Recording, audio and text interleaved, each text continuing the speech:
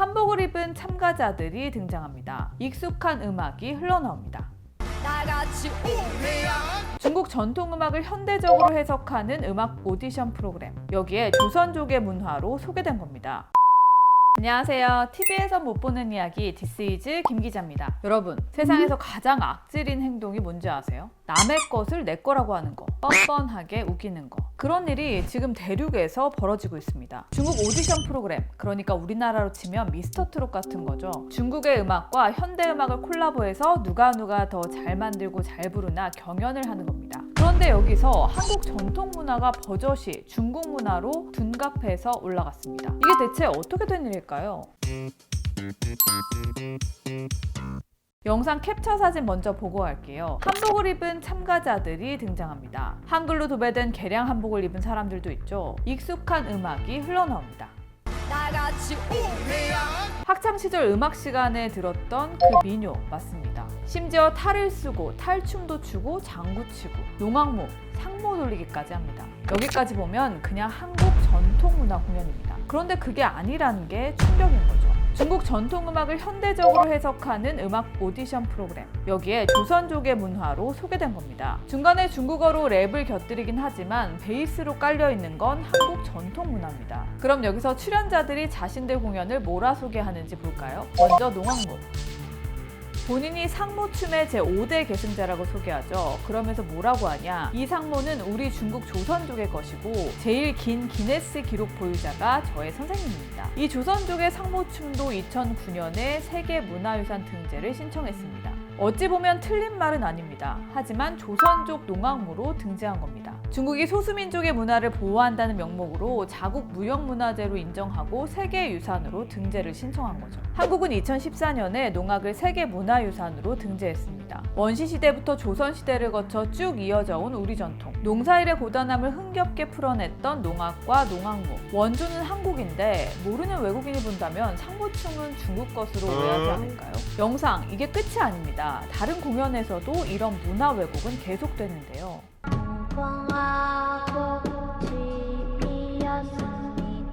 오징어 게임을 연상케 하는 대목이죠. 중국의 해아가를 한국어 판소리로 열창을 합니다. 전문가가 어떤 장르라고 했더니 우리는 판소리라고 부릅니다 라고 합니다. 조선족의 언어죠 하자 맞습니다. 조선족의 가락의 한 종류입니다 답합니다. 가락 하나만 해보세요 요청에 이번엔 아리랑을 부릅니다. 아리랑 스리스리랑. 아리랑 설명 자막은 이렇게 나오죠. 조선족 특유의 설창예술. 다 알지만 짧게 짚고 가면요. 옹해안은 우리 경상도 지역에서 이어져 온 보리타작할 때 부르는 민요고 아리랑과 판소리, 농악은 유네스코 세계문화유산으로 지정되어 있는 우리 고유의 전통입니다. 우리나라에 있던 사람들이 해외 나가 살면서 조선족이라는 민족으로 자리 잡았는데 이들이 한국의 문화를 계승 발전시킨 걸 두고 중국 문화로 편입하려 하는 상황입니다. 이런 상황에 대해 우리 전통문화 전문가들은 뭐라고 할까요? 해외 공연에서도 중국 대학생들 공연에 있어서는 그렇게 가야금으로 아리랑을 연주하면서도 조선족의 아리랑이 아니라 중국의 아리랑이다. 이렇게 캡션을 써서 공연을 하고 있습니다. 아리랑을 문화의 하나로, 전통 문화의 하나로 인정하기보다는 정치적인 동북공정 논리에 의해서 선점을 한 거거든요. 우리는 전통 문화로서 아리랑을 보존 전승하려고 129로 지정을 했지만 중국은 그거를 뛰어넘는 정치적인 행위라고 보는 것이죠. 그래서 이 문제는 우리가 유네스코에도 호소를 할 예정입니다. 사실 중국 방송들은 중국 정부의 영향하에 있기 때문에 가볍게 볼 일이 아니거든요. 그들의 논리적으로는 조선족에 있는 어떤 문화를 전체 중국 문화로 치부를 하는 그런 오판을 하고 있는 상황인데요. 아시아권의 어떤 문화의 중심이 한국으로 넘어간다는 위기감을 느끼고 있는 것 같아요. 그러면서 벌어지는 또 하나의 잘못된 애국주의의 반로 현상이라고 판단하고 있습니다.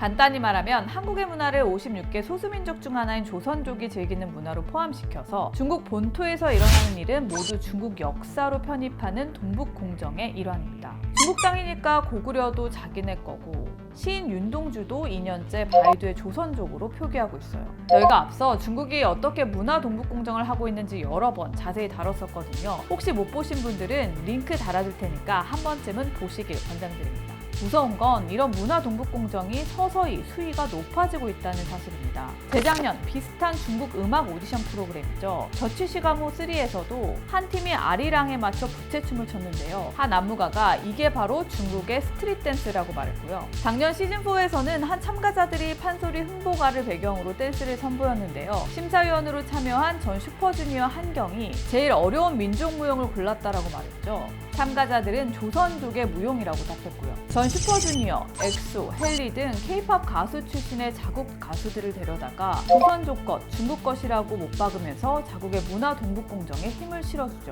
점점 수위가 심해지고 있습니다.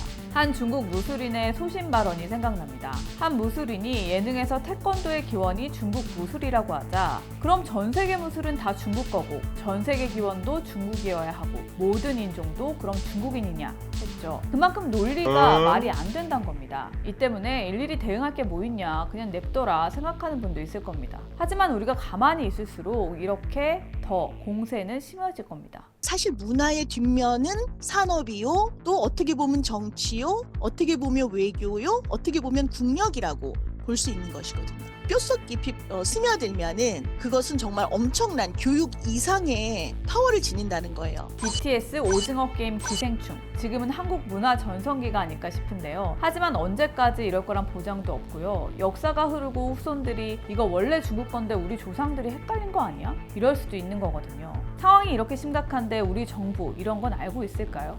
각 나라에서 하는 그런 내부적인 문화 활동들까지 문체부에서 하는 거는 저희가 따로는 없거든요. 중국이 왜 더 공세를 심하게 하는지 알만합니다.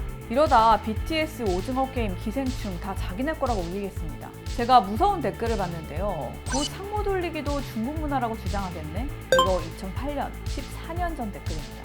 예언이 무섭게 들어맞았죠. 이런 일이 다시는 벌어지지 않게 우리가 가만히 있으면 안 된다는 점을 꼭 명심해야 할 것 같습니다. 민간에서라도 움직여야 하는 게 아닌지 모르겠습니다. 저작권 문제로 영상을 직접 다루지 못했는데요. 링크 올려둘 테니까 궁금한 분들은 직접 보고 판단해 보셔도 좋겠습니다. 디스이즈 오늘은 여기까지입니다. 구독, 좋아요, 알림 설정 꼭 해주시고요. 다음 주에 만날게요. 제보 메일 여기 아시죠? 제보 보내주세요. 안녕.